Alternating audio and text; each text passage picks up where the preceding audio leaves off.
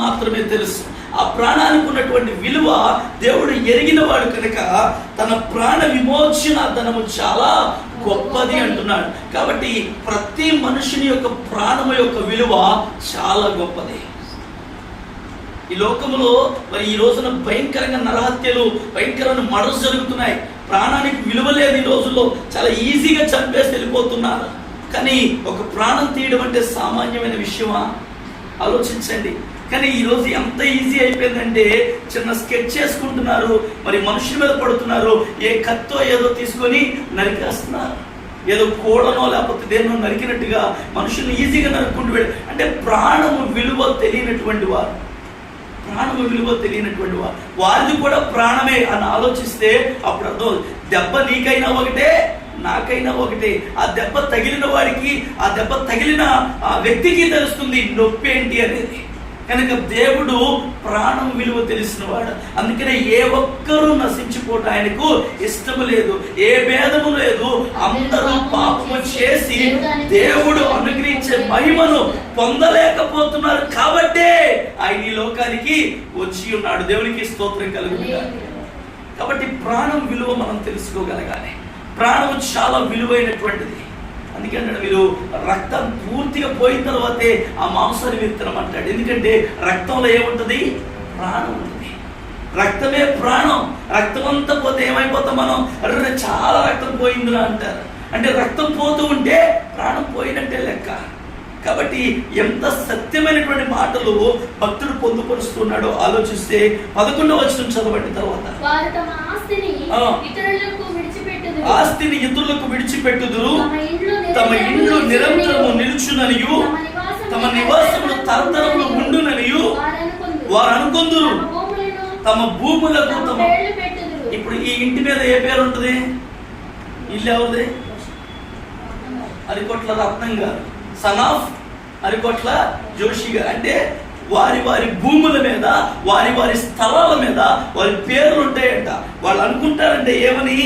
తమ ఆస్తిని ఇతరులకు విడిచిపెట్టుదురు, తమ ఇండ్లు నిరంతరము నిలుచుననియు, తమ నివాసములు తరతరములు ఉండుననియు వారు అనుకొందురు.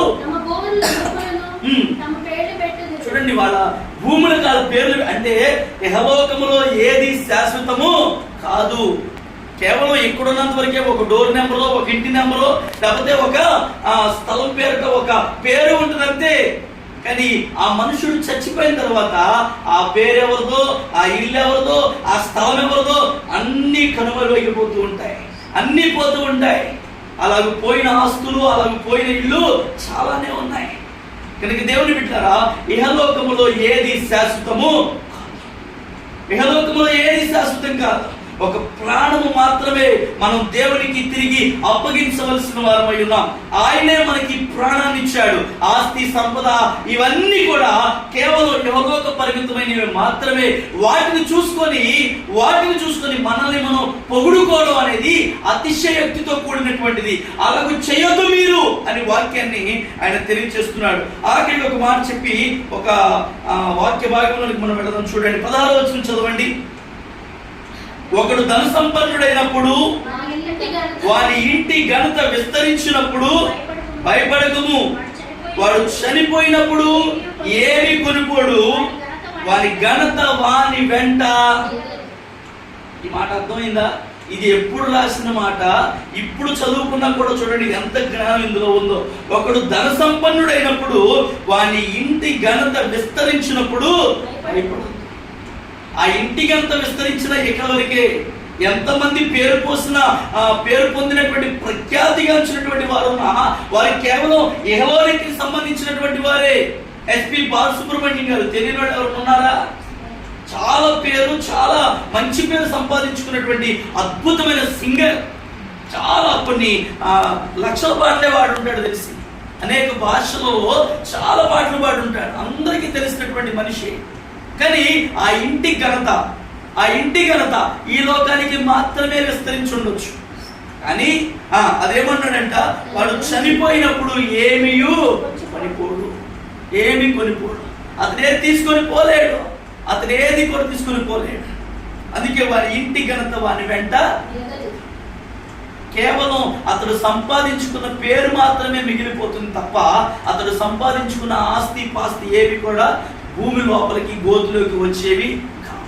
కాబట్టి మనుష్యుడు బ్రతికి ఉన్నంత కాలము ఒక మంచి పేరును మాత్రమే సంపాదించుకోవాలి. ఈ లోకంలో నువ్వు ఎంత ఆస్తి కూడగట్టుకున్నా అవేవి నీతో వచ్చేవి కావు అని తెలియచేస్తూ భక్తుడు రాస్తున్నటువంటి ఒక మంచి మాటలు దేవుడి గ్రంథపట్నం మన వినికిడిలో దీవించును గాక.